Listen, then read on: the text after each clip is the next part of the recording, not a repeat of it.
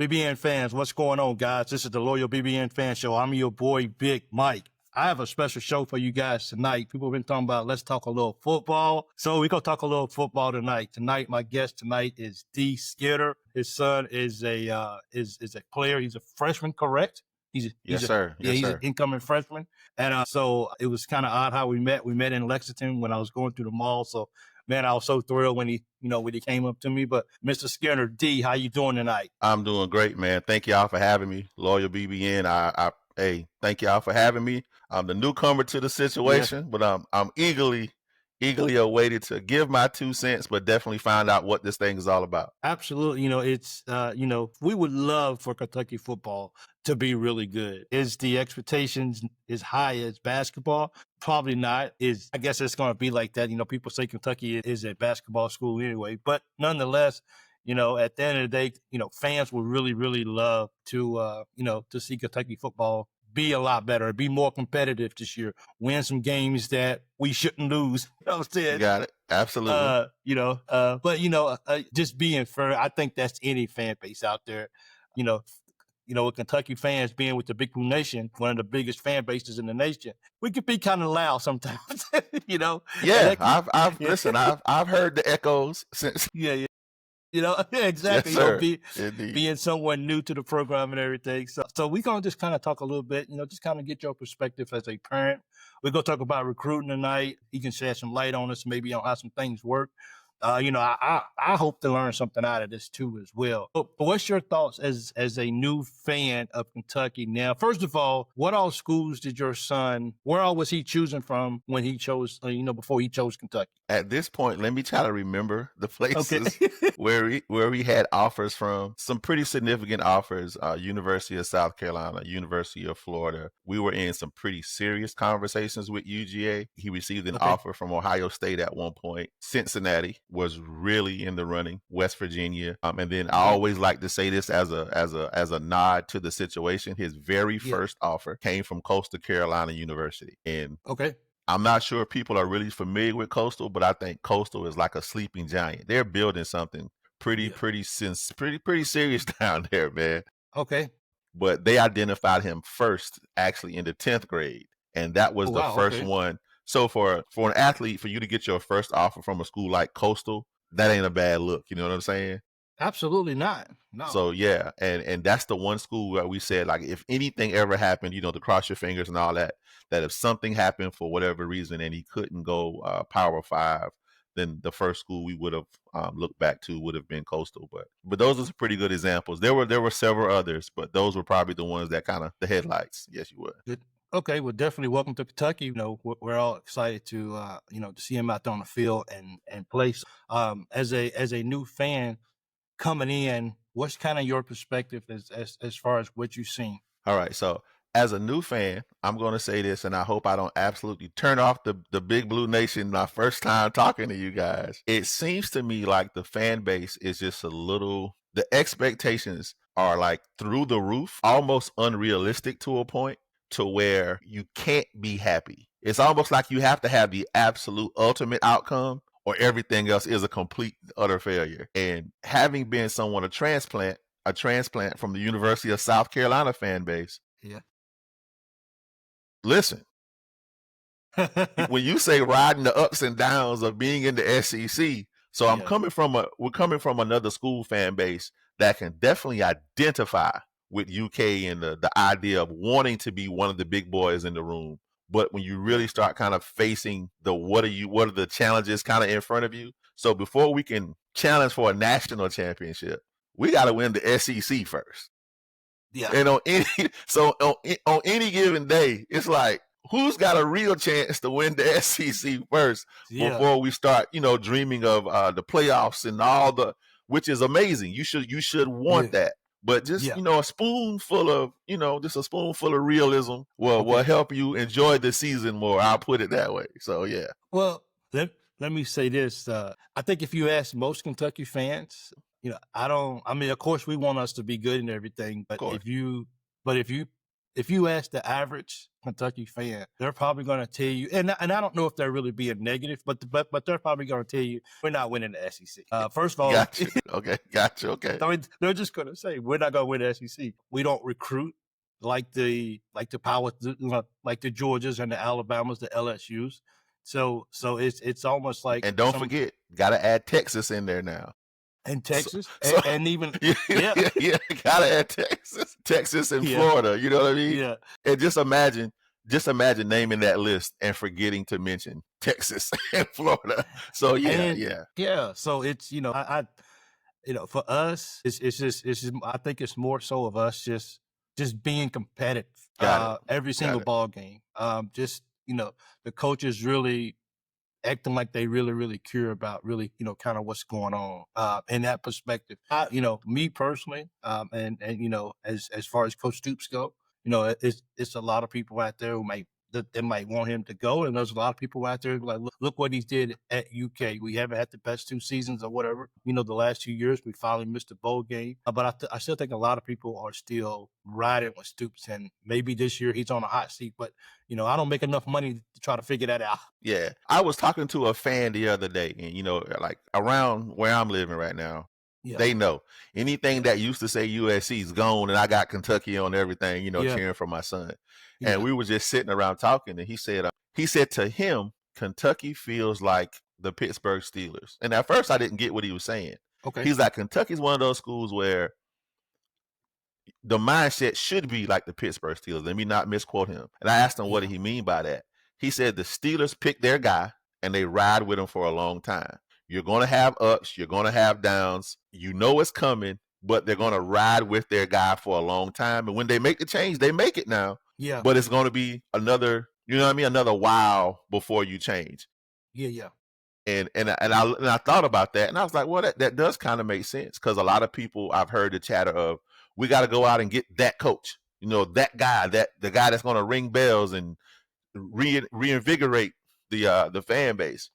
And the thing that I instantly thought of was, let's say we get that coach. You pick who it is, like in your mind, out of the sky. Urban Meyer's coming to coach at the University of Kentucky. Well, it ain't just the coach. Everything has to change. Do we have the ability to recruit as far as dollars and cents and everything up to this point? Yeah. Would you actually have all the stuff required? So it would have to be a place where the fan base, the large donors, the BBN Nation, everybody would have to buy in, right? Yeah. So then he said to me, imagine if everybody just pitched in and gave your current head coach all those resources y'all talking about bringing for the new coach. Just imagine if you I was like, oh, you just made a point. Wasn't arguing the point, but he just made a good point when I heard him say it. Okay. I mean, well, we're talking about bringing in like new recruits and like stuff like that. It's, to me, even if you bring in a 3-star, maybe a low 4-star or something like that, can you develop them? Do you have the staff around you that can develop these kids, that they can go out? They're hungry. Some of them have chips on their shoulders, just because they didn't get recruited by this school or that school. So now they get a chance to play this school. So now are they that motivated to go out there and get better every single day? We was talking about the recruiting process, and, someone that's low like myself, maybe someone like you as a parent who just went through this process, just like you were talking about recruiting. What's the new recruiting process from the point of view of a parent? Well, for us, for myself and my son, as well as his mom and the whole family, it really kind of boiled down to, who do you really believes in you? Like that became the first thing. The other thing is, I wanted to feel like there was a coaching staff somewhere that honestly was going to just shoot you straight.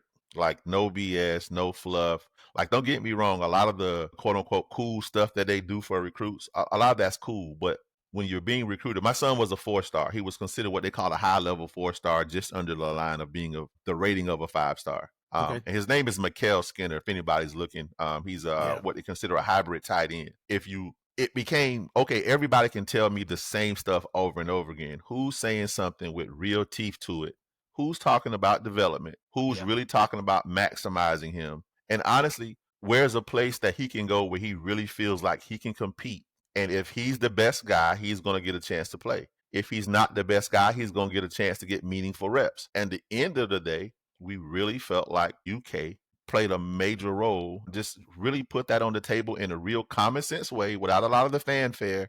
And they really didn't make a bunch of false promises. They didn't go over the top with a bunch of stuff. They really were promising you the opportunity to develop and become a great football player. In the meantime, we're going to offer you a great culture, a great city, and a great fan base. Did you guys want to be a part of that? And when we kind of went back to the private room and had discussions over and over and over again, every time we would talk, Kentucky would just keep rising a little bit to the top.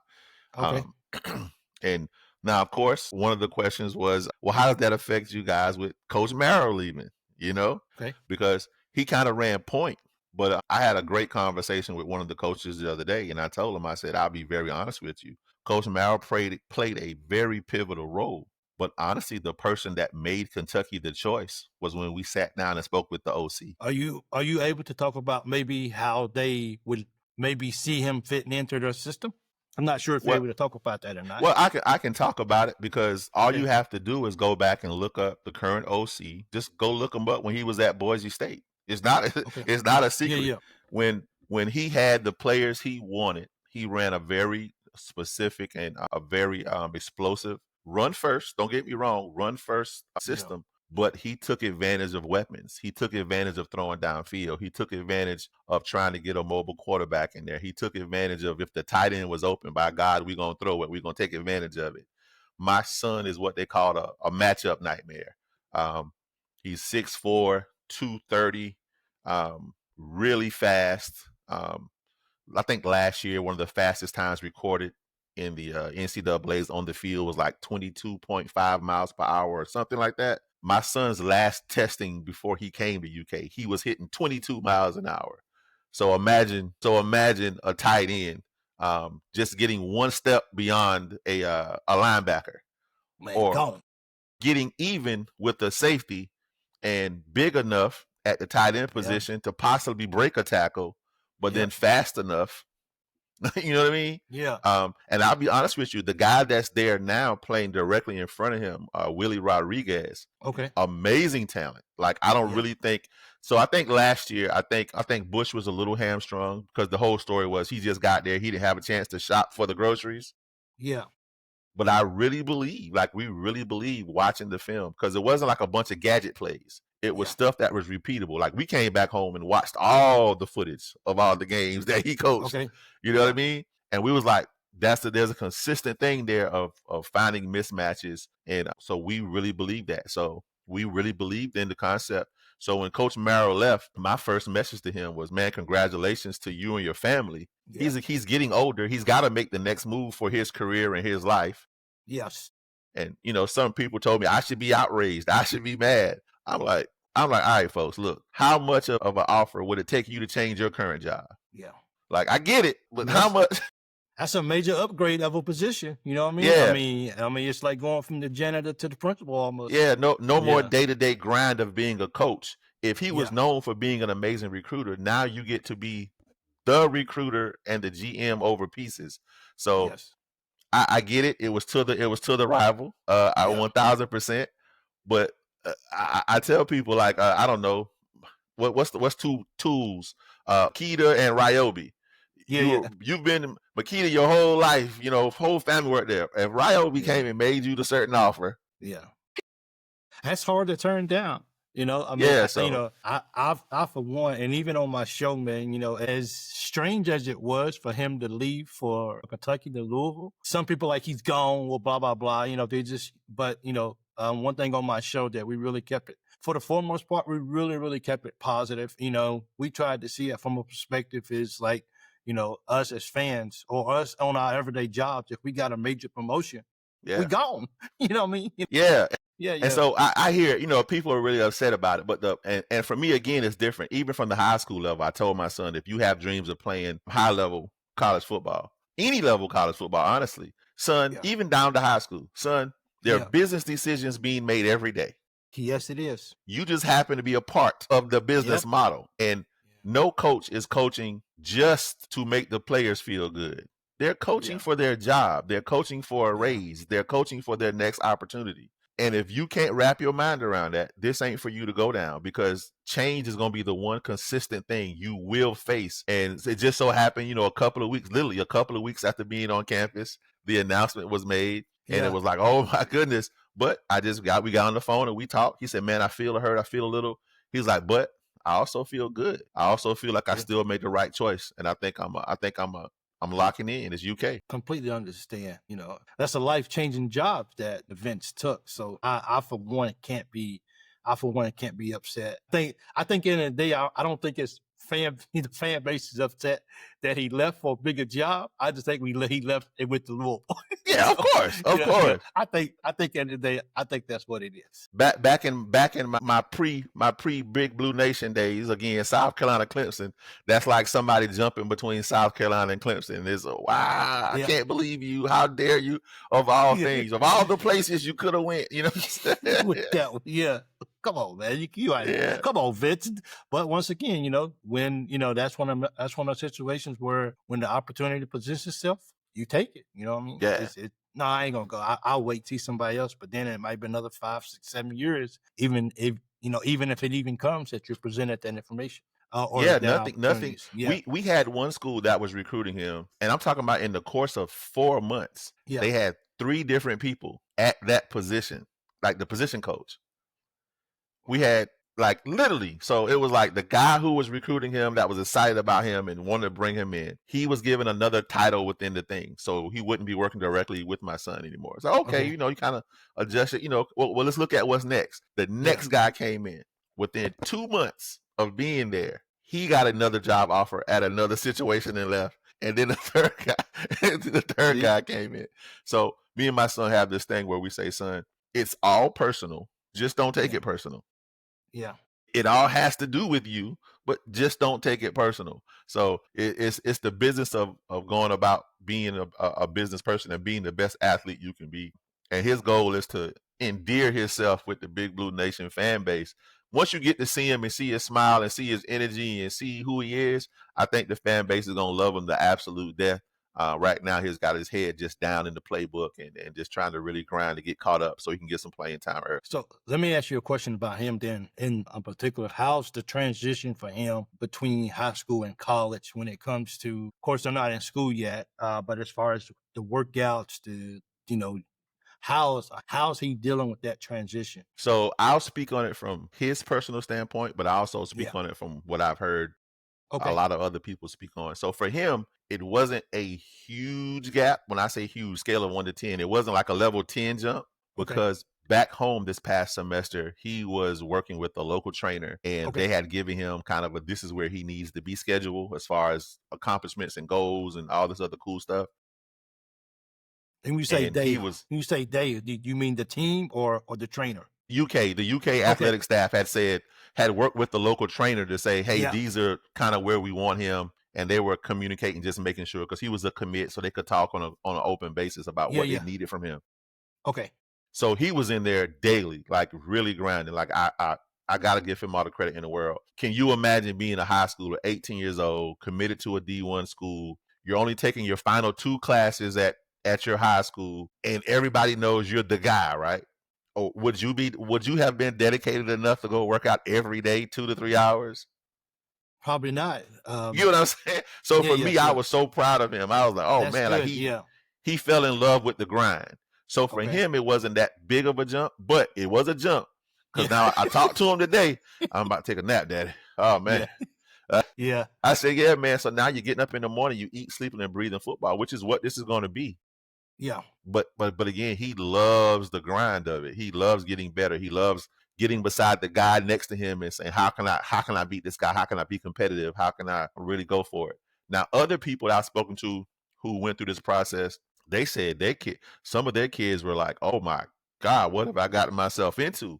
Because you got to remember, the high school your kid came from may not have had a dynamic playbook. They may not have had a dynamic workout program. You know what I mean? He was just a big man on campus. But now he's got to go in and say, not only play college football, but get prepared to play SEC college football. Yeah.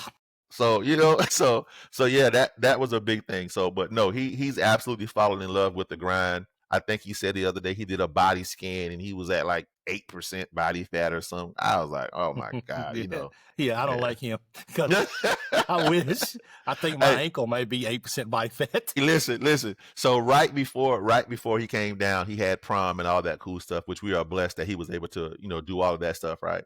Yeah, So I said, let me grab, one more time before he gets out of here. I walked in the room where he was changing stuff and I just grabbed him, you know what I mean? And we yeah, was, going tussling and stuff. And I said, man, let me take this tie and get out of here before this boy dropped me on my damn head, man.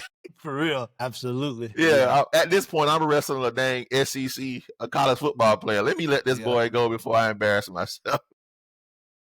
I'd be Yes, like, sir. I just feel like, you got it, son. You got it. No, look, we ended it on the tie. So Oh, okay. We're going to end neutral. yeah, we gonna officially end it on the tie. I couldn't let him go out to school telling nobody he slammed his daddy. Nah, we ain't gonna go out like that. Got you. One more question on his recruiting process. Yeah. What's one moment in his recruiting process that you guys will never forget? I'll say there's two. Okay. So one, remember I told you Coastal was his first offer. Yes. So he was considered what they call a relative late bloomer. So you got kids being tracked now from the 6th grade telling you that they're going to be the next, the next whatever. So Mikhail was always really high achieving as far as like, I think his top game, he had like 6 touchdowns, 300 plus yards, blah, blah, blah, that type of stuff. Yeah. So he was always really high achieving, but he always felt like he was being overlooked, which a lot of kids feel that way. Okay. And our trip down to Coastal the night before, he came down and I could kind of tell he was in a mood. I said, what's wrong? What's going on? He was like, man, like, I feel like, is all this even worth it? I'm just grinding, blah, blah, blah. And he really didn't want to go on the visit. He was just like, he was a 10th grader being invited to the junior day, if you would, to kind of sit in. And he was like, it's good to go, but I'm kind of tired of, just the grind. And no one has officially offered him yet. He's been that at that point, he had already been like a 10th grader to visit Tennessee. He had already been to a couple of other pretty large schools. And you would go and you would visit and you would hear all the talk and the hubbub but then, all right, you guys have a good day, Yeah. That particular day, right before the normal, all right, guys, y'all be safe on the road. The coach came in and said, hey, Mikhail, you and your dad, if you're going to have a moment, we're going to talk to y'all real quick before y'all go. We've never been through the process before. And they called us back and sat us down in the head coach's office. And he walked in and he said, hey, we believe in you. We see what you're doing. You're a local South Carolina kid. We believe your talent is going to project even higher than us right now. But we want to officially make you an offer to come to Coastal Carolina. And I just looked over and he has this thing where when he's really moved, he has this certain smile that you'll get from him that you won't get any other time. And just seeing that smile, that moment was one. Okay. And it gave me chills, bro. Yeah, man. No, so it's a thing, as man. Oh man. Yeah, as a dad. Yeah, it's a thing, man. And then we were walking out back to the car. He's trying to play it cool. And I just looked over at him.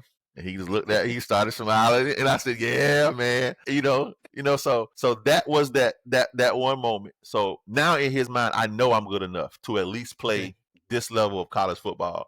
And it just refueled him to go even harder. And the next moment was actually when we were on a road trip. And we were on a road trip to visit West Virginia, Cincinnati, UK, and South Carolina. I set up a week where we could go and do them all. And while we were on the road to go to West Virginia on our first stop, he received 4 offers or 5 offers in the car while we were moving. Like we would be riding and the phone would ring. Who's that? I don't know. I don't recognize the number. Call. Well, answer it. He answered it. Hey, this is Coach so-and-so from so-and-so. How you doing? This is Mikhail. Hey, man, we want to talk to you for a second. We would like to make you an offer to come to. Like, what? And it happened 4 or 5 times, like on that trip. And honestly, it was just such an empowering moment for him. It was just all the hard work, all the it's that they see you moment. Okay. And they felt truly seen. Not that he didn't feel appreciated, but he felt seen, like they finally see me. And it was, machismo. I'm that I'm that guy kind of a thing. So just being able to be there with him in the middle of that moment happening, that was truly an amazing moment as well. Yes, sir. That's awesome. That is something you guys, no matter what happens from this day forward, you guys will never forget that, bro. Nah. That's something you'd be like, so Well, we definitely look forward to seeing him out on the field this year. Of course, I'll be over here in Saudi watching the games. I might be late for work a couple times, but I'm gonna I'm gonna get the game on. If I gotta take vacation just to watch the game, then you know what? Life goes on. I will do that too as well. Make sure I get this right. Let's get into let's see. I tell you what, can I bring up one thing for you? Yes, absolutely. Sure. If I told you over the past 4 years, there was a school that had won 10 games one season, 2 of those 4 years outside of that 10 games, they had made a bowl game, and then 1 of those 4 years, they missed a bowl game. What school am I describing? Sounds like the Cats. It also sounds like the University of South Carolina. Oh, that's true too. Okay, yeah. Check the records. I tell people, I say, guys, 2 years ago, not last year, but 2 years ago, they were calling for Beamer's head because they missed a bowl game. Yeah. They missed a bowl game, and all the sky was falling, and X, Y, and Z, and everything was happening.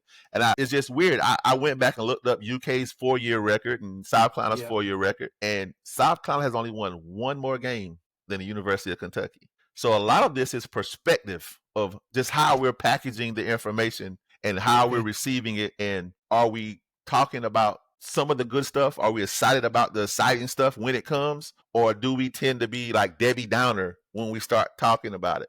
And again, I get it. We all want to win. Yeah. But I come from a fan base where we had Lou Holtz and was getting the brakes beat off us. Yeah, for real. So look, we had to go get the big name coach, right?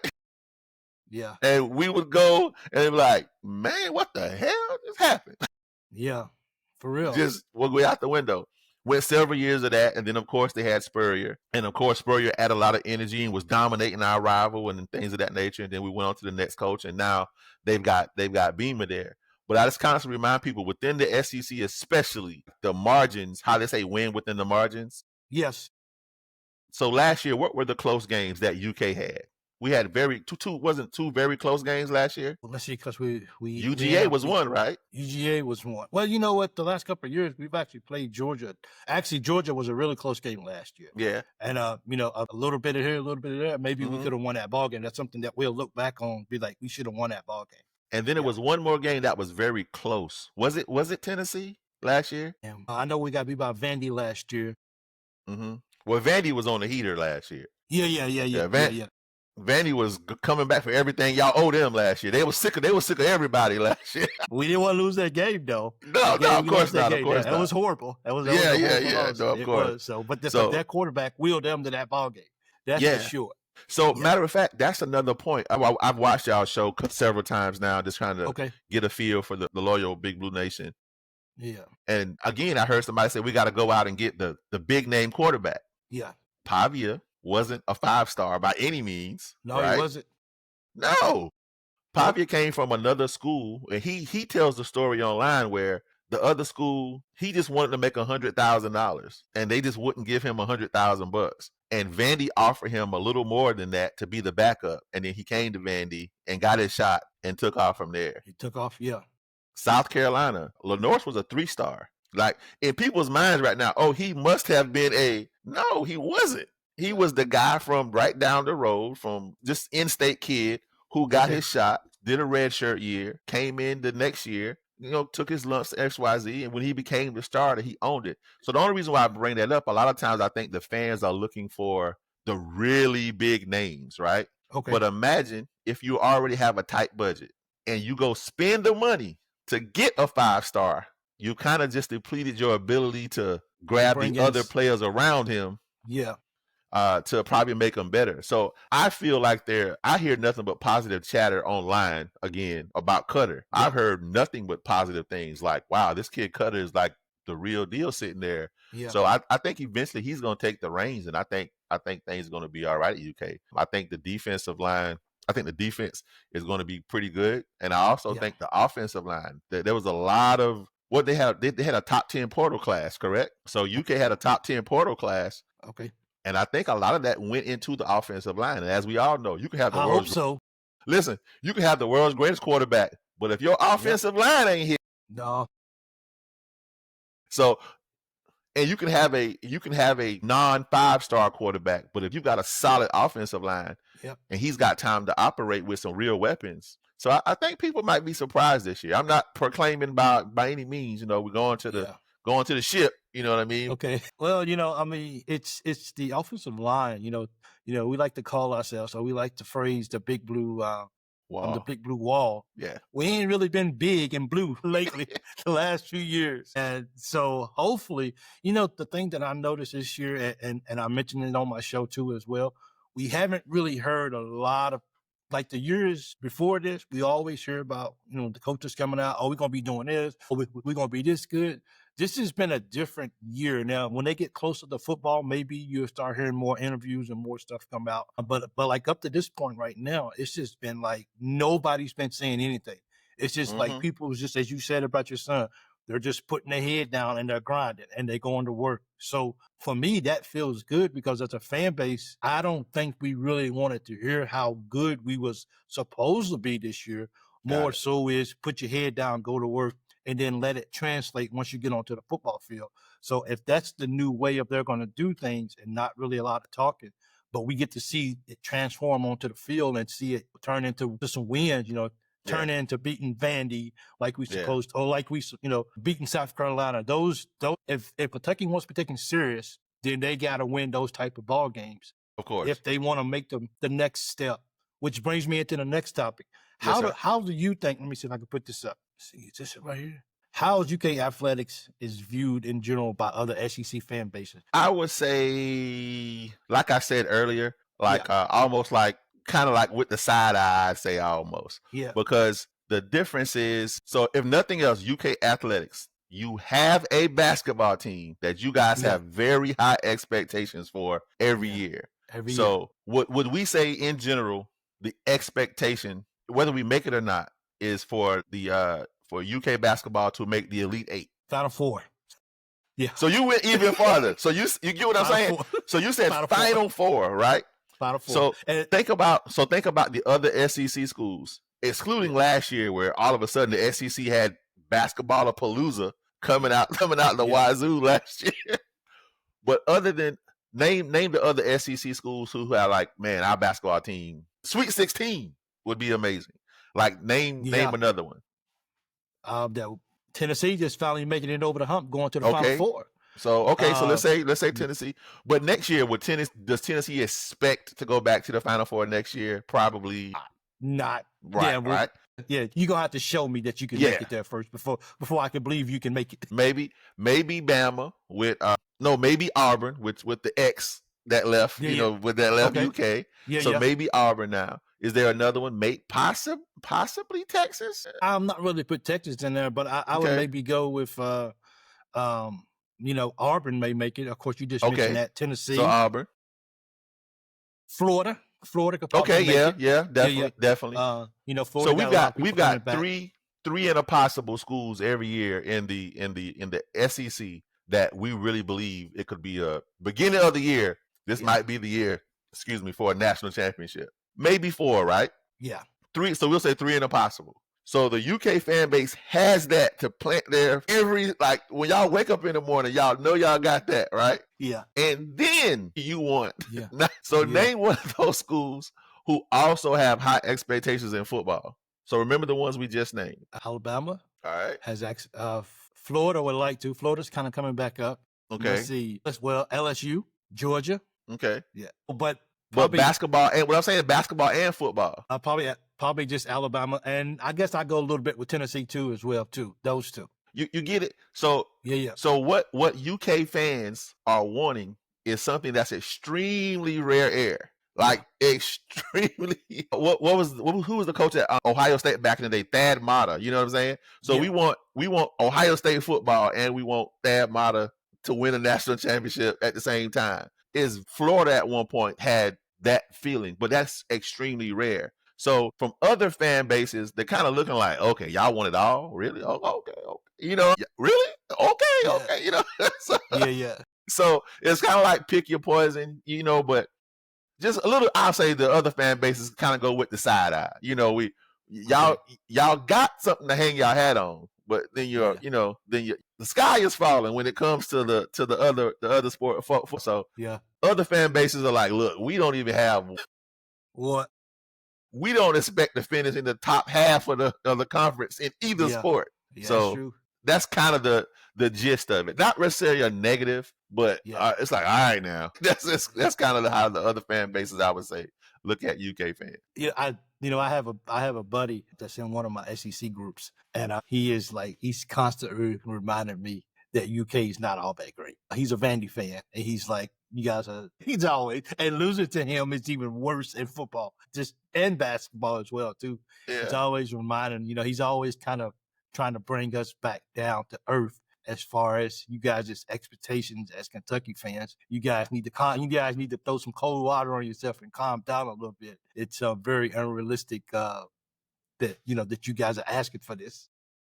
I would say not necessarily in those words, but I would just say we need to do a lot more enjoying the ride. Okay. That's what I would say. We need to do a lot more enjoying the ride. I think we could possibly do a better job. I do marketing and branding. So I think we could possibly do a better job of, so let's say players are coming here for 1 or 2 years at a time because of the nature of things. Yeah. Well, it's hard to not like a team when you love some of the players. Yep. Right now, who are the players that you, as a loyal Big Blue Nation member, who are the players that you love, who they are, their personalities, their whoever? Name some players from the football team. Wow. This has probably been the year. The one that's on the team right now, right? Yeah. Rodriguez is going to be good. I look forward to seeing him play. Yeah, Willie's a real deal. I look forward to seeing him play. One of the corners, I think he's a corner or safety. I think he came back next year. I can't think of his name. Even as fans, because we put so much attention on UK basketball, a lot of times we just kind of let some of the players from football kind of down. That's just sometimes it's kind of me. There are some guys out there. There's some fans out there that'll be able to name everything out there. I get it. Yeah. But would you say you represent the everyday fan, the everyman fan? Would you kind of say you represent that person? You're not totally tuned out, but you're not pouring over the numbers and names every free moment. You're kind of right in the middle. Yes, I am. I think that's the best way to sum up who I am. So that's kind of my point. It's like right now we know the name of the guy who was brought in to be the new starter. What's his name? Yeah. Cal's, how you say his name? Calzada, right? Like yeah. Right? We know his name, but we don't know him. Yeah, there hasn't been a 10-minute sit-down interview or let's go back home and find out more about this kid and put it all over the social media. It's hard to root against a team or talk down against when you have actual favorite players. It is. We don't know much about our players. Yeah. We just don't know much about our players. So I think if the program in general would, and they might have their hands full, but it all matters. If you want to quell some of the noise and chatter, if there's some kids on that team, young men on that team, that people just love their story or what they're about or their personality, it's a lot harder to just down talk them. And when the bad news breaks, everybody, like the air goes out of everything immediately versus saying, no, this kid here was something about him. We like him. So I think the team is like craving a star, if that makes sense. Yeah, absolutely. Absolutely, for sure. And I think sometimes the star might not be the...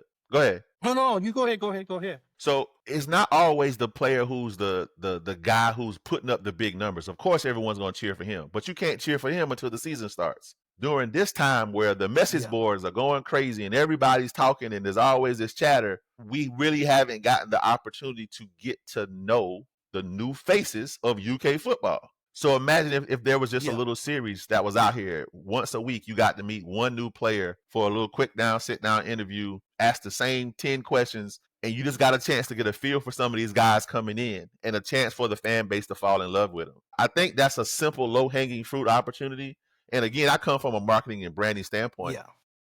But I think that's something that might be an easy fix just to get the fan base in love with this particular guy. I wish I had the ability to do that. I contact people on social media and I pretty much just get nothing.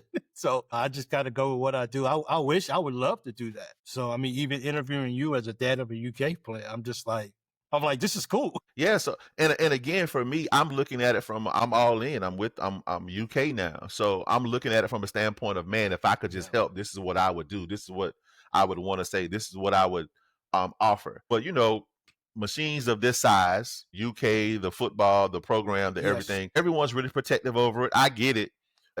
At some point, you got to just kind of look around. When they say win in the margins, that just don't mean on the field. Sometimes it's about the fan engagement. That's win in the margins. Yep. Like, I've watched my kid compete in something and they didn't win. It doesn't mean I say my kid sucks. Get him out of here. You know what I'm saying? No, I love my kid. Man, that was a tough one. Man, glass half full versus half empty type of energy. And I think it's hard to do when we literally just don't have an eye inside the locker room, or once a week have an opportunity to meet the new faces of UK football. We just don't know who the players are. Yeah. And we see when they recruit, not when they recruit, but we see when they commit to Kentucky, and we get a lot of go big blues and like stuff like that, but they come in, they sign, and then they just kind of go behind closed doors, and then that's kind of it per se. You don't get to know really, really who they really are as a. So like I said, I wish my platform was able to spotlight these new guys coming in, and whether it be a freshman coming in for the first time or even a transfer coming in for the first time, just to see them on a different light, other than just what they can do on a football field. Who are they as a individual, as a young man? And how can their personality fit in? How can they fit in with the program here at Kentucky? And just, what's your favorite pizza? It's the little things that we don't really know about. What's your favorite restaurant to eat at in Lexington? Who they are at. Yes, you know what I'm saying? So, any of that, and so you like this restaurant? Bro, I like this restaurant too. He's just like me. He's just like me. I like going to Dairy Queen to get the ice cream with the chocolate on it. Dude, he does too. So, that would really be really, really big. Yeah. I'm saying the fan engagement side, I think, could be a lot stronger when building ties. For example, the quarterback Cutter, the guy who was a freshman last year, but he was the backup last year. Imagine just going to his hometown and having a quick conversation with folks from his hometown, or his whole high school coach, or some of his past teammates. Tell us something about Cutter that the average fan wouldn't know. So there's just a chance to really build and develop something that I think is not being focused on because of all the quote unquote negative stuff that was coming out kind of in a row successively. But I really just feel like if we had a chance to fall in love with the players or get to know them a little bit more, it would be a lot more positive conversation going on during the down months. My 2 cents. I don't disagree with you at all. I would love to, it would be good to really know the individual, prior to him stepping on the football field. Because now we kind of look, we want these young 18 to 21, 22-year-old kids to come in and be complete superstars once they walk on the field. But I think if you had a better perspective of who they are as a kid, or a young man, I should say, maybe even, but let me ask you a question then, and I'm not sure if you even had this on the thing to talk about. Let me see. How much the NIL play a part into how we view players now that they're getting paid? Some people say, well, when you're getting paid now, why baby them? So the one thing I'll say to start off with is I don't think the average person has an absolute clue of what these boys put themselves through physically. I just don't think they get it. And the average person might say, well, they're getting a free education. If you're getting a free implies an even exchange. So I'm getting an education, and that's an even exchange. Them boys being here, getting an education, playing for the university is generating billions of dollars. So the question I always push back with when I talk to people in general is I say, the money that all these players are getting now, first of all of them aren't getting huge sums of money. You hear the headlines with the guy getting 4-point this or the 3-point this, or most of them aren't getting anywhere near that. That's number one. Two, I remind people, this ain't new money. All this money been coming in for a real long time, but a very select group of people has been keeping it the entire time. And let's go back a step. It was an NCAA basketball tournament. I think it might have been 4 years ago, maybe 5. Some players were at the stand doing an interview after a big upset. And the guy said, I need to leave this interview. And they were like, why you need to leave? You just pulled the upset of the century or whatever it was. He says, if we don't get back in time, we don't eat. That sent shockwaves through the community. Well, how can they not eat? Yeah. but it was like, wait a minute, what does he mean they don't get to eat? And it made people start looking. So I think everybody thinks that everything has been all like, pieces and cream for these players the whole time before the money. Almost like, why would they want to get paid? They've got everything coming up roses. Most people don't know most of these players, if they get injured, don't have insurance beyond that year of injury. There's so many things. I spoke with a guy at what's the name of the restaurant right downtown? Jeff Ruby's. Is it Jeff Ruby's downtown Lexington? I don't live in. I don't live in Lexington. Yeah. Okay. Well, me and this guy just talking. He saw my son's picture on my phone. So we start talking, and he's apparently a very wealthy money manager guy. So we were talking, and he asked me kind of the same question, and I pushed back with the same response. He goes, no, don't get me wrong. He said, I played 2 years of college football, not at UK, but I played 2 years of college football. I was injured, and I was asked to leave. They needed the spot. He said my scholarship was cut off. And a year to a date after he was excused from the program, the insurance cut off that was helping him rehab the injury that he received while he was in college. So I think a lot of people really need to understand there's literally been like almost 100 years of players being completely taken advantage of financially. And now that the pendulum has kind of swung past, and it's going to swing back toward the middle, that a lot of people are kind of offended by it. But again, I would say the same thing. If you find 2 or 3 programs, or you find 2 or 3 jobs out here in the real world that are about the same to you, or even if they're close, and one says, well, we can offer you $30,000 more compensation, which chances are, which one would you choose? That's 30,000. But somehow 30,000. Now, how long did it take you to come up with that answer just now? Was that a long thought process? And let me check all my blah blahs, or did you say no? They're pretty close. No. The ones that offer me 30,000, I'm gonna go with that one. How long did it take you to come up with that answer? It wasn't even a thought. Right? But somehow simple math. We're offended. Yeah. But somehow we're offended that players are having that same. So I can go someplace, I can play football, I can get a scholarship, but this one place can offer me more. To me, it's kind of a.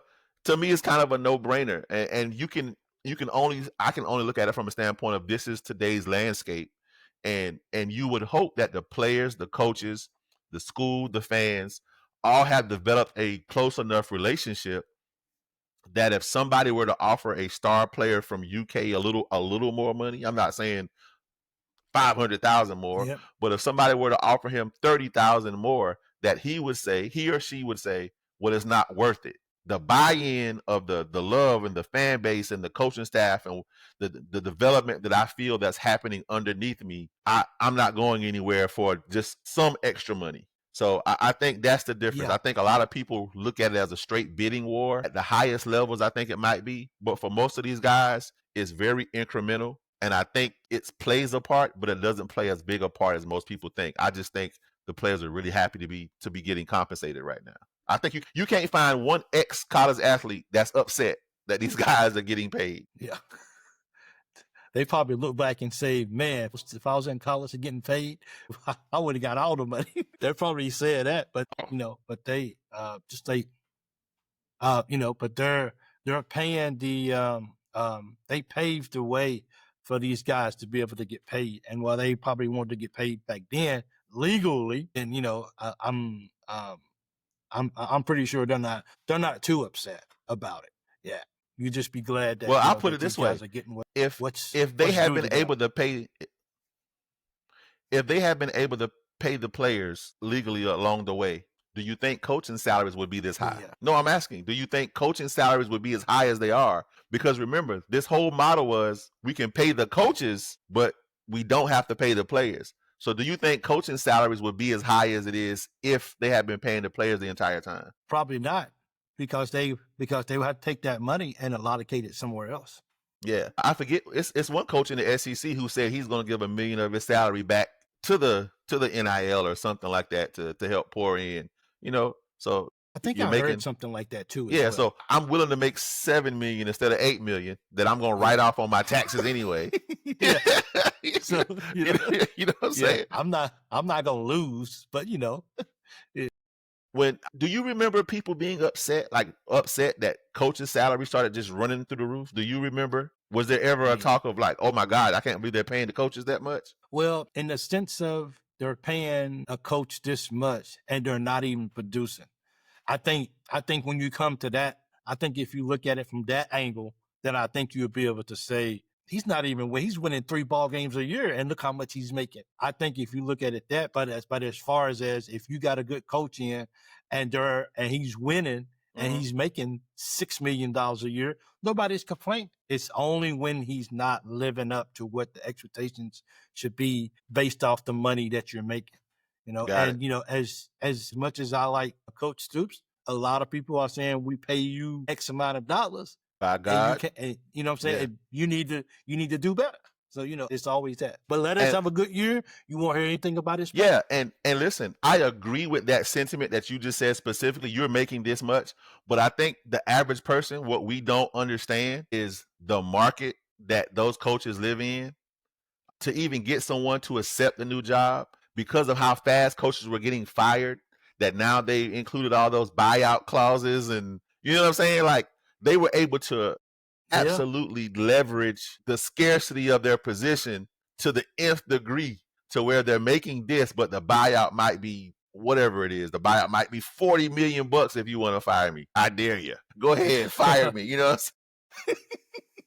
So they just maximize their leverage at the time. And I can't be mad at that. I don't know what they've been through. Coaches probably go through 20 years of eating oodles of noodles before they finally get their opportunity to make a whole bunch of money. So I can't be mad at them. I can't be mad at the situation. It literally just is what it is. And it's a ton of money going around. So, yeah. I mean, I think that when you're losing, that's when you start seeing who the real fans are and really what they got to say.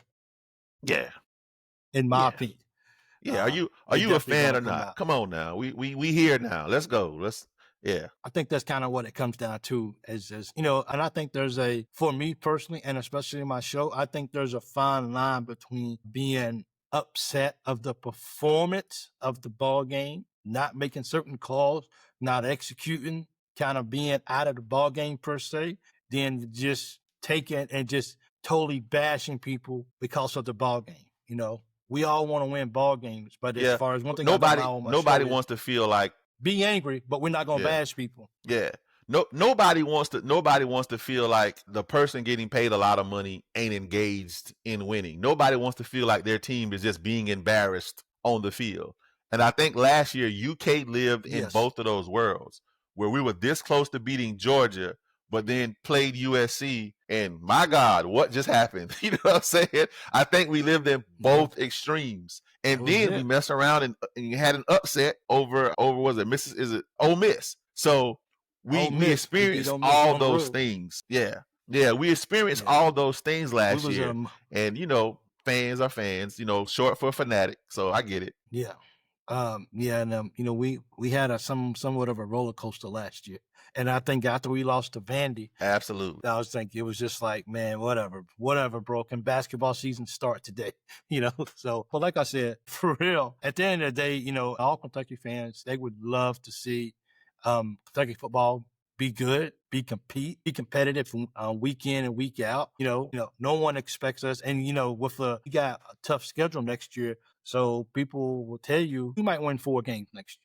And unfortunately, until that changes, and until we can go beat a relevant SEC team on the road and win some games at home that we're supposed to win, then I don't know where the fan base goes at until maybe somebody new is in there at the head coach. But even if they bring somebody in, just as you said earlier, that doesn't guarantee you that you're still not going to get your head beat in, because there's so many other factors that go in, especially when it comes down to recruiting as well. Let's talk about the thoughts on UK game day fan experience. You brought this up. Can you elaborate on this a little bit more? So again, we're going to talk about it in terms of winning within the margins, right? How much? Give an estimated number. How much is it for a family of 4 to go to a game, just to be in the stadium? How much do you think a person spends to take a family of 4? No, there's no wrong answer, but how much do you think? Let's go with for a family of 4, and you throwing in just the whole day as a total. It could be. I mean, depends on really where you're sitting at. Let's just go for the whole day. Let's just go maybe $400, $450. Yeah. And we're going to say between parking and eating and all of that, that's a Yes. very low number. Everything. That's probably all of that. that's probably a very Okay. Well, that's true too. Well, that's why I said depending on where you sitting at. yeah. So let's just say not And the even world's that greatest still, seats, yeah. but just the average experience. Yeah, just I scraped my coins up and I'm taking my kids to the game. I just feel like, and this isn't just for UK. This is for a lot of industries and organizations, because I did some stuff for for the Senior PGA Tour once. I did some stuff for Chase Bank and blah, blah, blah. But what you find a lot of times is I'm not even going to say older. You're going to find people who are very comfortable in their positions, recycling ideas and concepts. And I'm a new fan. This is my first time coming to the game with my kids. Are we excited? Yes or no? There isn't a, well, you should be excited because this is UK football. No. Did you guys do something very special? Is the game day experience very special? Is it amazing? Again, can I get a reprieve? I'm a former USC fan, right? Yeah. Have you ever been to a Gamecock game at night at Williams-Brice Stadium? No, I haven't. For the sandstorm? Forget this. That's one part of it. But it's the production of it all. Is you feel engulfed. And now remember, I was there even with my son being recruited, sitting in the section with nothing but recruits. And I get a chance to just look at their faces, at their families' faces, and you see this wow kind of an effect over them. When I went to the UK game, I didn't get to go to one at night. But when I went to the UK game, I saw fans cheering, but I didn't personally feel a wow factor. And if something's not giving an overall wow factor, why not keep tinkering with it until you get there? Because these fans paid a lot of money to be here, and by God, they deserve to be entertained. They deserve to be entertained. Again, going back to USC days, there were times where on the field, we was getting our brains beat out, right? But the fan experience was still the fan experience. So by God, we hope the team fights hard. We hope they win. We hope we execute at a high level. But even if none of that happened, the game day experience was something you'd pay to come back for again and again and again. And so when I'm at the UK, everything about the program was amazing to us, I would say, except for the overall game day experience. It felt kind of middle of the road. And let's just be being honest. I hope I don't make enemies doing that. But attending the game, the fans were amazing. But you can tell the who's putting together do this, do this, do this, do this, do this. They've probably gotten pretty comfortable with this is the program, plug and play, go. And it just feels like it's time for a refresh, for some new engagement, for some new fun. Put a poll out online asking people what song do they want to hear played in the third quarter. So now if the fans are voting, don't forget to get your votes in right now. If most of the fans voted for a certain song, when they play that song, they're going to lose their mind and go crazy and have a ball with it. So it's just little stuff like that I think if they would just win within the margins, we as fans can't control what's going on the field. But the fan experience, when we leave the game, we can either, let's say we lost the game. We can leave the game going, my God, we lost. And that's the whole statement, right? Or we can leave the game after having an amazing time saying, man, that was a close one. Yeah. You see the difference? It's a different. It is. The fan engagement has me wanting to come back next week because, man, we had a dang good time. And I think them boys going to pull it out. But dang if we have a great time. So it's the margins. I think it's time to maybe revisit that and tweak some stuff here or there, or get some new ideas and some fresh concepts. Don't lose any of the tradition. Difficulties, right? Okay, yeah. But just find ways to find out what the fans are looking for and really do a great job of engaging them. Yeah. Would you say that's part of the athletic director's responsibilities to make sure that should be revamped? Is that the head coach? I mean, I don't know. I think it's both, but I think someone has to be willing to speak up and say it that they'll listen to. I gotta shut up about it because they done heard it from me. I promise you, they done heard it from me. Okay. Because I'm like, are the fans just excited? Because even if when my son was being recruited by a much smaller school, and I remember telling them, listen, you can't help what you do on the field, but I bet y'all can be number one on social media. I bet y'all can be number one to the fans who walked in here today and are leaving to go back home. What's keeping y'all from being number one in the conference and that? This was a whole different conference, whole different school. And the guy was like, you know what? That makes a lot of sense. Yeah. And he actually called me after that and just picked my brain for some ideas. And then he turned it over to the people at B. And they actually made some really cool changes. He said, we think this is going to really make a change. Thank you for that conversation.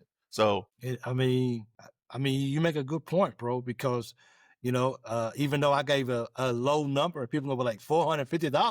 Like, what kind of game are you going to? You ain't yeah, yeah, yeah, are you even going to a game? So I yeah, guess that yeah, tells you yeah, how much I go to the games. yeah. Like, and and you still got to, you still got to add in that number of people that's coming from way out of town, whether they flying in or whether they Mm-hmm. driving 8 hours to the ball game. That's food on the, food on the Mm-hmm. trip, and when they get there, and people got to stay in hotels. I mean, yeah, $450 is probably just that's a little low. That's the That's yeah. just the You tailgate. probably really That ain't talking even to get in the about a game. probably about yeah. You're probably really talking about 800 to $1,000 for a family of four, and Yeah, people want to be. yeah, We live in a day and time where people want to and deserve to be entertained. yeah, If I blocked out my yeah. whole day to be here in this environment, it's time for us to be entertained. And I think somewhere between the AD and the head football coach, someone's just got to say, hey, this is an important thing. Now they've got important stuff to do, right? But somebody's got to say, hey, this is a Yeah. pretty important thing. We've got to appoint somebody that we can meet with once every 2 weeks and get a quick update on things we're trying and blah, blah, blah. But hey, you're in charge of making this thing fun again. Go do it. We're going to empower you to go do it. And I think someone just got to give the green light to go do that. Sure hope they do that, because we have the fan base. The fan base is there.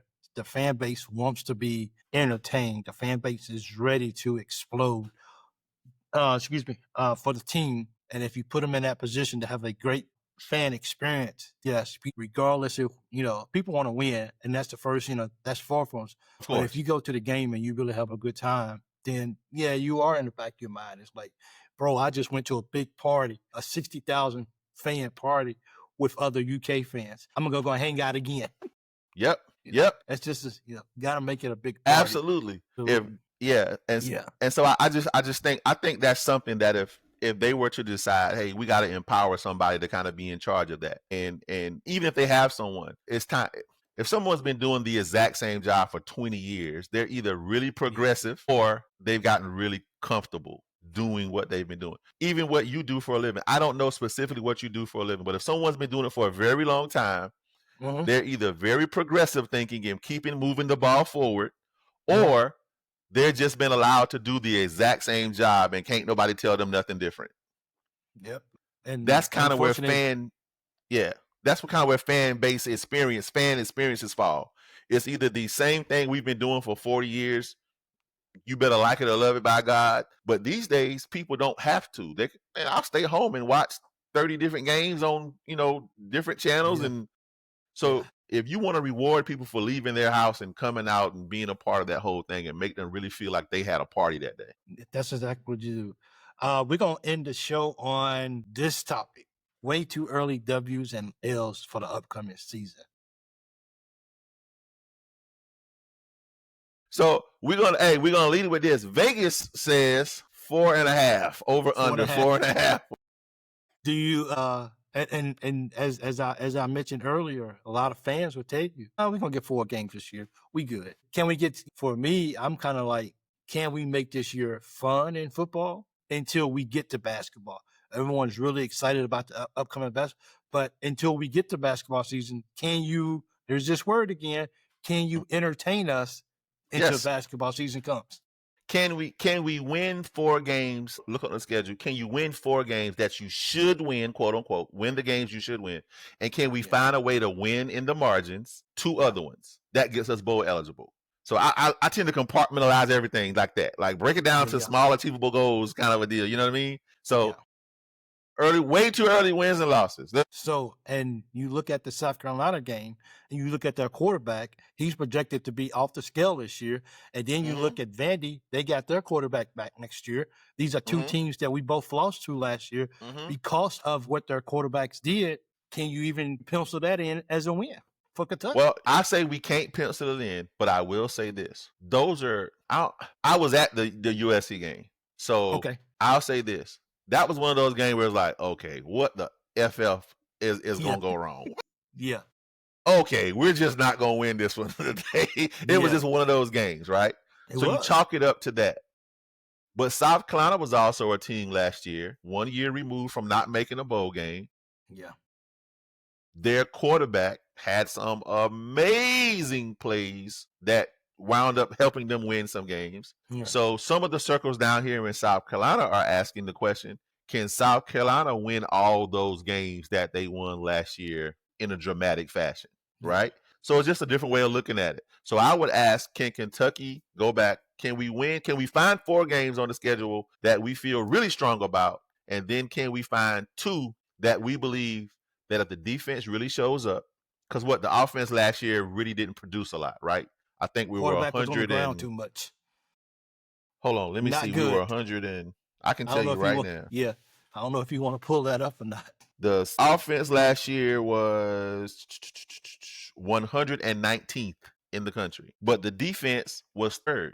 So our defense was top 3rd in the country. We just couldn't get enough points at times to squeak out a win or hang on to a win. Yeah. So I believe the defense is going to be relatively improved, the same, if not a little bit better. But I honestly believe, just based on the reports of the transfer class being a top 10 class, I really think they addressed some of the defensive line stuff to replenish, and I think they actually brought in not just a starting 5 on the offensive line, but some really good guys that can play if somebody goes down.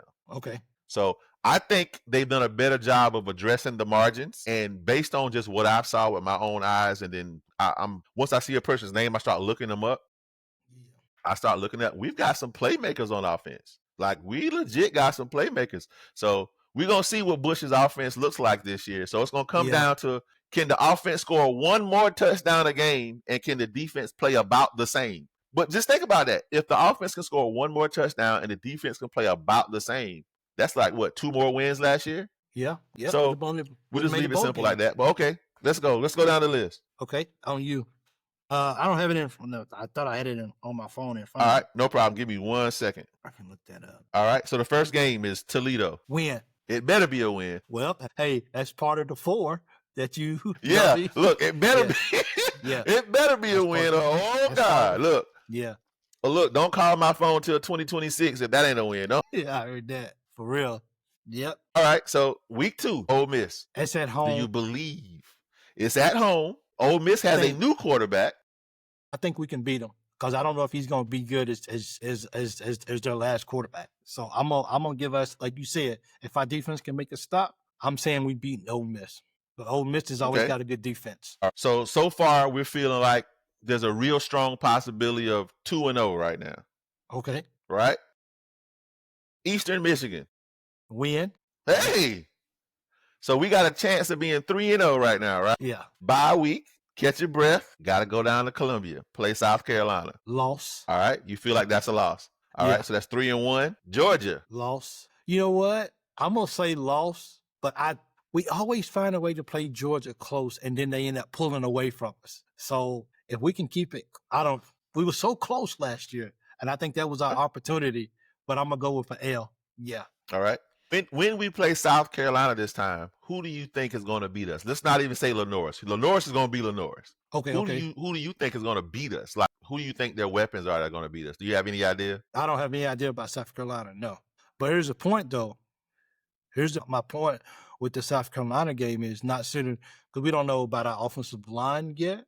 We don't know if they're going to be able to protect the quarterback. We don't know how aggressive the offensive coordinator is going to be. We don't even know how aggressive Coach Stoop is going to let him be. So when you look at those factors, I go back and I'll say it's going to come down to the quarterback play. And that's, even though you said don't include you guys, well, not you guys, but South Carolina's quarterback, because you with us now.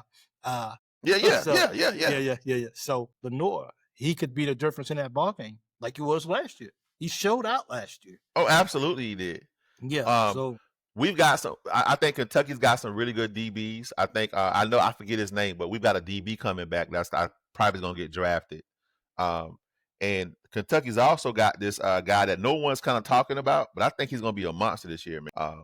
David Guster, I believe it is. He's a defensive tackle that transferred in. It's his 5th year. Okay. He's 300 plus pounds playing defensive tackle. That's going to change the dynamics of the run game, trying to run against us. Wow. So, well, as long as he stays healthy. Yeah, you know what I'm saying? Yeah. You know, so we can get a little more pressure up on the quarterbacks, then the DBs will have an easier run at it. So I'll leave it, Yes. kind of put it that way. So that was Georgia. You said a loss. All right, Texas. Yep, a loss. So we basically got murderers row right in the middle of the season, right? And I love UK, but I just got to be realistic. Think my only pushback so far is South Carolina game. It feels like it could be a trap game for them. It feels like we could come in if we mess around and get some confidence playing against Ole Miss. Yeah. Play Eastern Michigan, give a lot more reps. Let's say we beat them by a substantial amount. Yeah. Give a lot more reps to some guys who just need on the field reps and touches and feeling better. And then we get a bye week. Heading into the South Carolina game, I think we're positioned as best we can be to possibly pull that one off. That's all I say. Let me ask you a question: is when you now, because I mean, you gave the numbers and you said, they only want one more game, whatever. People say we got to win the games that we're supposed to win. Is that one of those games that we're supposed to win? Is that can we look at South Carolina and say that's one of those teams that we're supposed to beat? At this point, I think South Carolina is one of those games where we say we should try to win within the margins. So remember how we said that was 4 and then 2? Yes. So the 4 we should win, and then 2 we got to try to find a way to win. I think South Carolina is we got to try to find a way to win that one. Would you agree with that? Yeah. So yes, that'll be them and Vandy. Yeah. Yeah. Well, listen, I think Vandy is really good, but I think Vandy I ain't counting. I'm just not. Yeah. I just don't believe. Look, I'm just not going to believe until I see it. I'm not going to believe Vandy's going to be running roughshod through the SEC 2 years in a row. I just ain't doing it. I ain't betting a dollar out of my paycheck on that one. No. So, they got a good quarterback coming back, but people know now that people going to take him serious, extremely serious now. Yeah. Yeah, so I wouldn't put my money on that. All right, Tennessee. Loss. At Kentucky. Loss. We'll find a way at the end of the ball. We'll find a way at the end of the ball game to give it away. All right. So do you think we find ways to give it away on offense, or do we find ways to give it away on defense? I think because the offense doesn't give the defense enough rest on the sideline, then when it comes to the fourth quarter and when it matters the most, our defense won't have the legs to hold up. All right. And that's going off of like historic precedents if you being a longtime fan, right? Yeah. So this comes back down to what do we see Bush do this year? The OC. That's it. More the O-line and the OC. Not so much what Bush would do, but what so much will Coach Stoops allow him to do. I think that's the biggest thing with the fan base is why won't Stoops, he bring these guys in here, why won't he let these guys do their job? Why does he got to have a hand in anything, in every single thing? Yeah. So let me ask you a question. In all the years that Stoops has been here, do you think this is the year he's the most motivated to let his OC go to work, to take the leashes off, take the reins off a little bit? I'm praying that it is because I think with all the noise and outside pressure, this is the year where he's, hey man, you got some magic tricks over there. Let me see some of that Boise magic. Let me see some of that Boise State. You know what I'm saying? Yep. So take that's advantage. Exactly where I was going. Yep. Look, take advantage of 81 and 18. That's your two flex tight ends. That's Willie Rodriguez and Mike Skinner. Take advantage of them. Let's beat them to death with that. Yep. Like you see in some of those games with Travis Kelce, where like every third attempt is to the tight end, and they can't stop it. If you got an advantage, work the advantage, man. So, and of course that's a selfish plug, folks. That's a selfish plug, of course. Well, I mean, being real with you, that's the issue. I feel like with the tight ends is the tight ends might be having a really solid game, and then we go away from them. Like, dude, this has been working the whole ball game. I get it. We got good receivers out there, but they're being locked down. Our tight ends are wide open, and every time they get the ball, they're always plus in yards. Plus after plus after. It don't have to be the big play. It can be 7-yard chunks to keep the chains moving. Yeah, I'm with you on that. We got behind the chains way too many times. So Caddis, the traditional bigger tight end, he's got really good hands. So he's going to be the 5 to 7 yard reception guy. And if he can break some tackles and go down. I would say 81 and 18, which is Willie Rodriguez and my son Mikael, when he plays this year. They're the kind that if they miss. I mean, is he wearing 18 next year or he wearing 81? Yes, sir. Willie is 81. Mikael is 18. Okay. So again, from a marketing standpoint, I'd be using that. I'd be having them standing each other facing in the mirror, looking at their numbers reflecting on each other. Anyway, but that's a whole nother ballgame. But they're the kind where if they mess around and make one person miss, they go. They can go to the house. Yeah, because Willie's the real deal. I told him, I said, boy, you're going to get better because for you to play, you're going to have to push him, and he going to, tight end room will have to be tight. I think the tight end room is actually a lot better than people are giving the credit for. Again, selfishly thinking so, but I really believe Willie's the real deal. But so I'll say that. I think that's what it comes down to.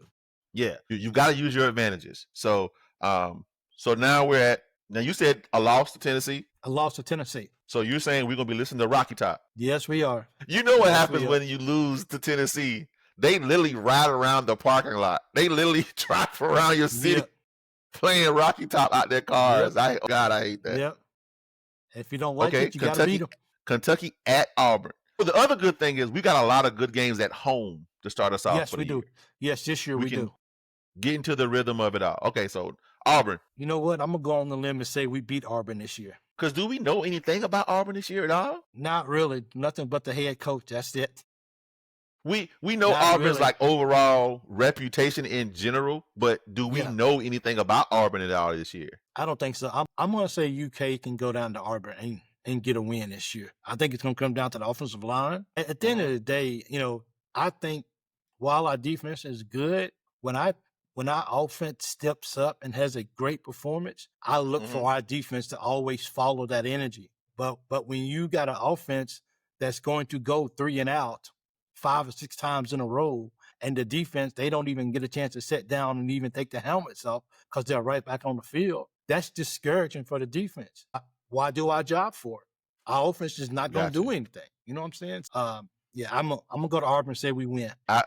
Now, here's another part about the Auburn game that I think is going to be a little bit different. The fact that we go to Auburn after having gone to Wins-Bryce. Yeah. Say again? What time of the have they put the time out for the game yet? Not yet, have they? Let's see. Anything after midway of the year is probably going to be to be decided, because if Kentucky's on a roll or Auburn's on a roll, they'll change the time. I don't look at anything past week 3. Okay. That makes sense. So Auburn. So here's the difference. By the time we play Auburn, we will have played South Carolina and Georgia at their place. Okay. So as great of an experience as Auburn playing at Auburn might be, I don't think it's going to be too much because we've already played South Carolina and Georgia at their place. Yeah.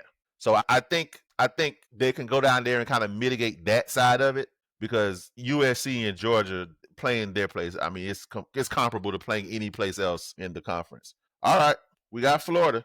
They got DJ Wagway or Legway or something like that. And they're coming to us now. We beat Florida this year at home. All right. I think, All right. We beat Florida this year at home. Yeah. Let's go, Cats. All right. Let's go. Let's do it. All right. Tennessee Tech. We win. We win that ball game. You don't want to think about it. You sure? No, I was first. At first, I had to say, did he say? At first, honestly, I'm be honest with you. First thing I thought you said was Texas Tech, and it gave me a moment of pause. And then you repeated it. Oh, he said Tennessee. Yeah. Tennessee Tech. Communication is everything. So we're gonna count that as a win. Yeah. We had a chance to think about it. Toledo, win. Win. Ole Miss, win. All right. Eastern Michigan, win. And I tell you what, circle the Ole Miss one, because that's one of the ones we got to win in the margins, but I believe we can win. So Eastern Michigan, South Carolina, you believe? I believe we go down there and take a loss. Okay, no problem. Yeah. Now, me personally, I think that's one of those ones where I believe there might be some writing on the wall on that one. Okay. All right. UGA at Georgia. Loss. All right. See, even though we play them well, we just can't find our can't find a way to close. Well, and Georgia's got the whole we're pissed off about everything this year. Georgia's finally got a reason to say it's us against the world. They finally got a reason to say that. They can keep people out of trouble down there. That's what they need to do. All right. Texas at Kentucky. A loss. Let's go with a loss. Tennessee at Kentucky. Don't forget, Tennessee lost that star quarterback now. Yeah, I forgot Some of y'all forgetting that. I forgot about that. Lost. All right. Circle the Tennessee one for me. Circle that one for me. It's an L, but put a circle around it. Okay. At Auburn. Win. All right. Is it Georgia that's called between the hedges? Georgia is, yeah. So what's Auburn? What's theirs? Do you know? I don't know. I don't know them. I know it's the War Eagle, but I'm not sure what their little thing is for the stadium. We just started playing them sort of consistency the last couple of years. We just kind of Don't you hate that they got rid of the conferences? Don't you hate that they got rid of the like East and West so you can win like your side of the conference? And then maybe you have a chance of doing something special. Well, so even if you get to hang your hat on, we won the Eastern or we won the Western. Yeah. Now they got rid of it all. I was like, well, I mean, there was Georgia, and then occasionally Georgia and Florida at that time were dominating. Yeah, and then Alabama for the West, and now you got Georgia. Then you got Texas now that would probably be. Yeah. And you got Oklahoma that can probably make a run too. Yeah. Yeah. All right. So then we got Florida at Kentucky. Now they're the ones that's saying they got a comeback season in. They're the ones that's talking like we owe everybody. They talking right now. Okay, just for that, I'm gonna go with Kentucky because we at home. What? Now, wait a minute. Earlier, are you sure now? Yeah. Well, now I said Florida was gonna beat Florida at home. Oh, you said we was gonna beat Florida? Yeah. The thing with Florida is, as long as we don't leave their guys wide open and nobody accounts for them, and they catch the ball and walk because they so far away from everybody and walk 100 yards to a touchdown.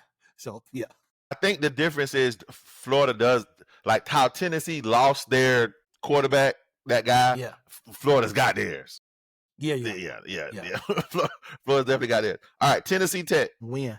That's our, all right. That's our 4. What do you have right now? 6 and 4. Is that right? Yeah, 6 and 4. Yep. All right. So you got us winning with 6 right now. Those smaller, the Tennessee Tech, the 3 small schools. The 3 small schools, Ole Miss, Auburn, and Florida. All right. So take off one of those bigger schools. Take off one of the 3 big wins. It don't matter which one. Ole Miss. So let's say you take off Ole Miss, right? So then that puts us at what? 5 and what right now? 5 and 5. 5 and 5? Mm-hmm. So then that comes down to Vandy, us playing at Vandy. I'm gonna say we looking at that as a get back game. Yeah, we're gonna beat Vandy this year. All right. Yeah. Have you heard anything? And I'm gonna dedicate this one to Coach Mara. I don't know if you've seen this. You seen him do this? Did you see this? Really? I didn't see it. So they were poking fun. It's supposed to be the L, but he split his fingers like this. He split his fingers like this. He has it. And then he did an interview later saying, "Oh, I'm gonna get that right now. I'm gonna get that right. I got an injury. I got an injury on my finger." Yeah. Come on, now. Told him, I said, look, all the Kentucky fans need to be doing this post.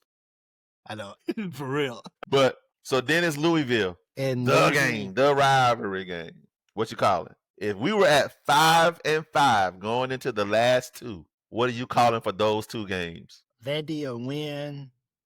You know what? We own Louisville. Louisville beat us last year. We beat Louisville this year on their field. I'm going with Kentucky over Louisville. All right. Yeah. So based on your prediction, way too early. What's the record you sitting on over there? Do you want me to take off the Ole Miss win or leave them? Take off the Ole Miss one. We going bowling. I think we're going to finish 6 and we got 12 games this year.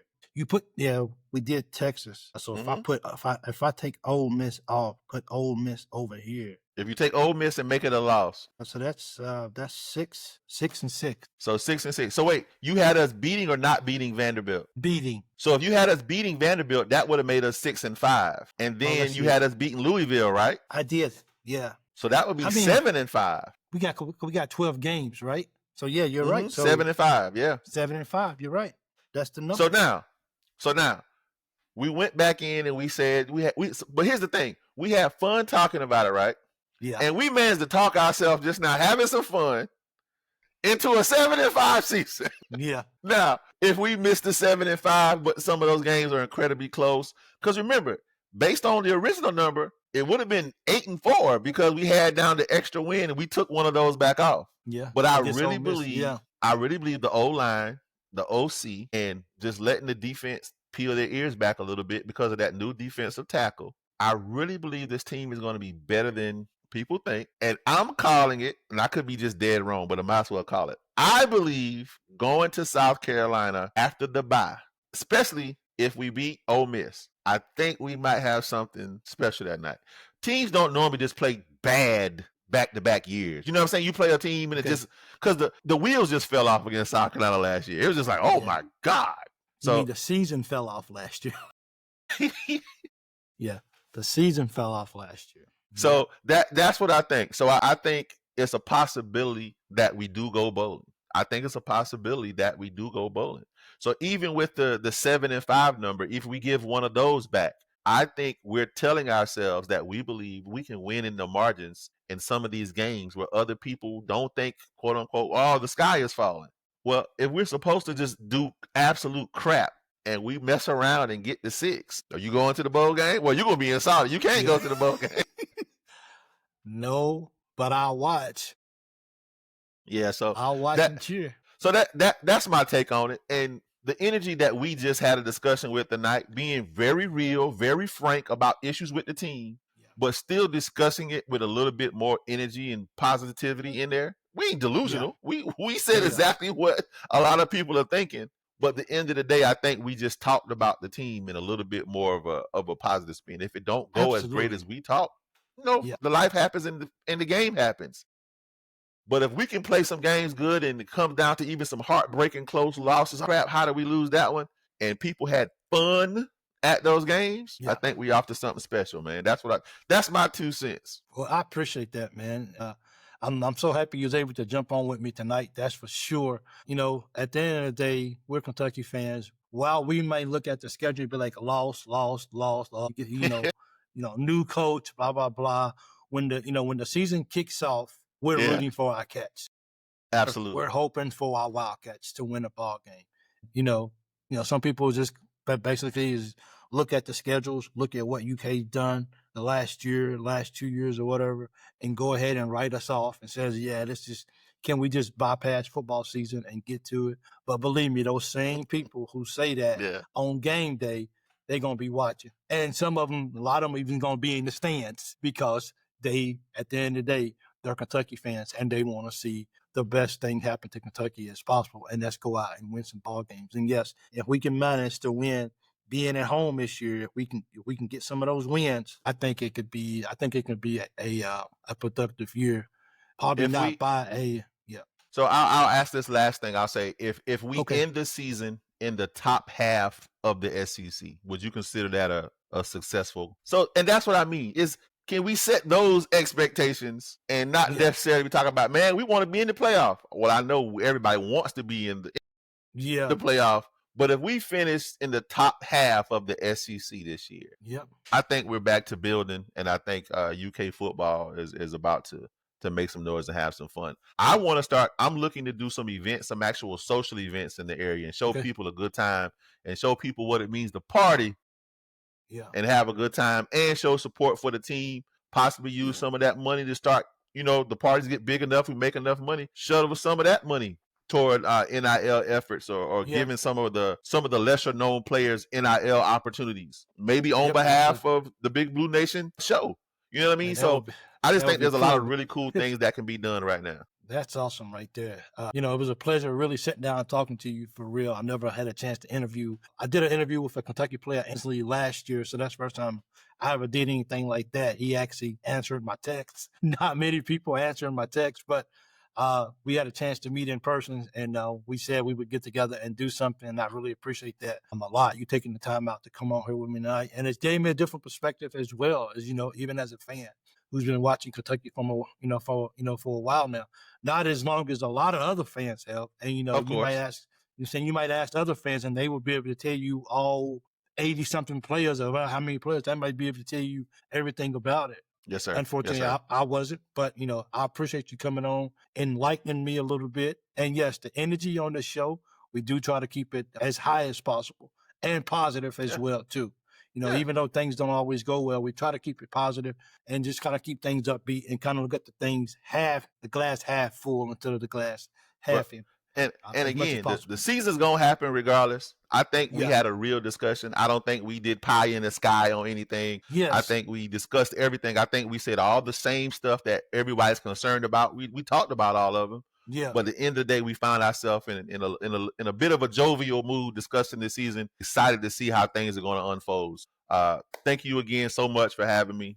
Big Blue Nation, please forgive me for talking about our old home of cheering, but we are here now. My name is Dwayne or Dee Skinner, and my son is Mikael Skinner, and he's a hybrid tight end, and hopefully he cracks the depth chart this year, and you guys see him on the field. Yeah. But shout out to the guy right in front of him, Willie Rodriguez. That kid is a real stud, man. And I believe that the OC's vision is one that's going to give us a little bit of things to cheer for this year. Yes, sir. That's all right with me. Hey, guys, don't forget, man, don't forget to hit that like button. If you can, please hit the subscribe button if you haven't. Also, don't forget that on Monday and Wednesday nights, Mondays at 6 Eastern and Wednesday at 7 Eastern, please tune in for our weekly shows as well. Things definitely will vamp up once the season starts and everything, but that's what we're doing for the summer. So thank you guys for the support. And Dee Skinner, thank you for joining me. I wish the well for your son, all the incoming guys as well, too. Until next time, you've been watching the Loyal BBN Fan Show. I'm Big Mike, that's Dee, and we're out.